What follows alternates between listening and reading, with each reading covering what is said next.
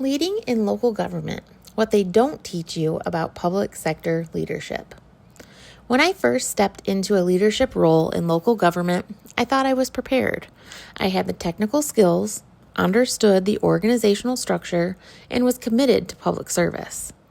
What I didn't prepare for was the unique situations that arise when leading in an environment where every decision impacts real people's daily lives, where transparency isn't optional, and where customers can't take their business elsewhere if they're unhappy.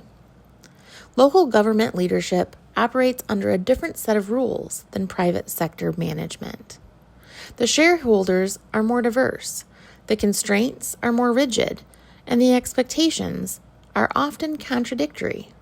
Citizens want excellent services at low cost, immediate response to problems that took decades to develop, and perfect transparency while wanting everything done immediately. After nearly 2 decades in public service, watching colleagues navigate these challenges with varying degrees of success, I've identified the skills and perspectives that I believe separate effective leaders from those who ride the struggle bus. These aren't the things you learn in public administration courses or management training programs. They're the real-world truths about what it takes to lead effectively in local government. Understanding these unwritten rules will save you years of frustration and help you become the leader your community needs. The stakeholder complexity. Everyone has an opinion. In private business, you primarily answer to customers, shareholders, and employees. In local government, your stakeholders include residents, businesses, elected and appointed officials, state and federal agencies, advocacy groups, media, employees, unions, and neighboring communities. Each group has different priorities, different definitions of success, and different expectations for how you should operate. So the resident reality. Residents often have unrealistic expectations about what local government can control. They want you to fix the pothole on their street immediately, while also keeping taxes low. They want clear vision areas, but don't want the trees or bushes by their house removed. They want transparency, but then criticize you for wasting time on public meetings and documentation. Then you have competing demands from residents. I have tons of examples, but here's a recent one. One group wants the grass along the road mowed so sight distance isn't negatively impacted and animals aren't standing right off the road with one single step taking them from invisible to on top of your vehicle. Then others want to plant crops up to the edge of the road so that they can make more money, while others yet want the roadsides left natural for butterfly and pheasant habitats. All are understandable reasons, but there's zero way to satisfy all of them. Your job is to balance these competing demands while educating the public about the realities of municipal operations. This requires a different kind of communication skill than most leadership roles demand. The political dimension. Unlike private sector managers, you work within a political environment where elected officials may have campaign promises that conflict with operational realities. A council member might have promised road improvements without understanding the budget implications, or a mayor might want to implement a new program without considering staffing requirements. Navigating this requires diplomatic skills and the ability to present options and consequences clearly without appearing to undermine elected or appointed officials' authority. The transparency imperative, leading in a fishbowl. In local government, transparency isn't just good practice, it's often legally required. Your emails can be subject to Freedom of Information Act requests. Your meetings must be public. Your decision-making process needs to be documented and defensible. This transparency requirement affects how you communicate, make decisions, and manage your team. So what this means for your leadership style. You need to be more deliberate in your communications. The casual comment that might be acceptable in a private company could become a public relations nightmare if taken out of context. You must document your reasoning for decisions more thoroughly because you may need to defend them publicly months or even years later. This doesn't mean you can't be authentic or personable, but it does mean you need to think before you speak and consider how your words might be interpreted by different audiences. The resource reality, doing more with less, always.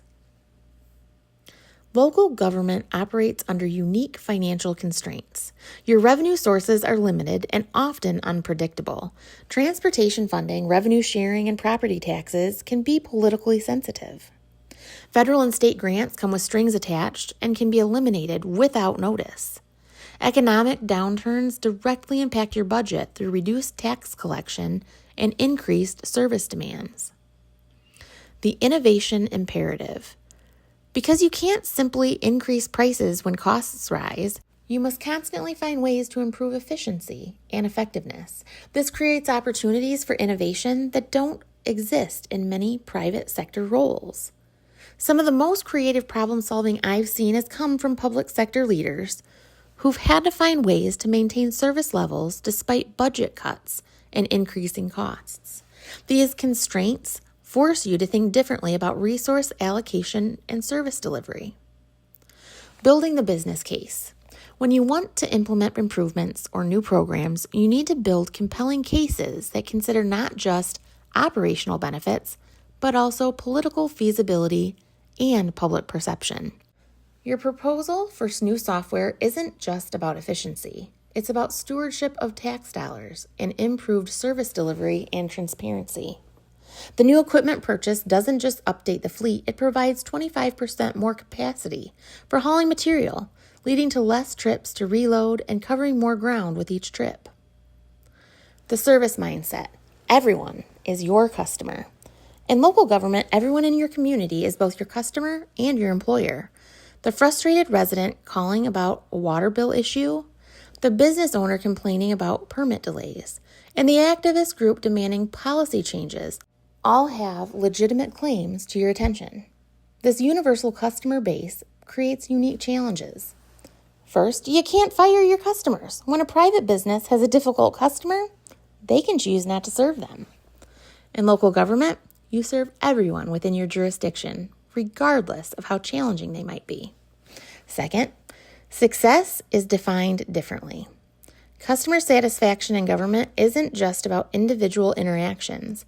It's about community well-being, equity, and long-term sustainability. Sometimes the right decision for the community disappoints individual residents. And third, the equity challenge. You must provide services equitably while recognizing that different neighborhoods and populations have different needs. This requires sophisticated thinking about fairness and resource allocation. Communication, the make or break skill. Communication in local government happens at multiple levels simultaneously. You're communicating with your team, other departments, elected and or appointed officials, and the public, often about the same issue, but with different messaging for each audience. That sounds fake or even sinister, but don't leave me. I'll explain. The translation challenge. You need to be fluent in multiple languages. Technical language for your professional staff, budget language for financial discussions, political language for elected or appointed officials, plain language for public communications, legal language for compliance and risk management. The same water main break requires different communication approaches when you're debriefing your crew, updating the city manager, informing council members, and notifying affected residents. All communication's true, accurate, and transparent. Just focused a different way to ensure everyone gets the information they need and desire. Then we have crisis communication.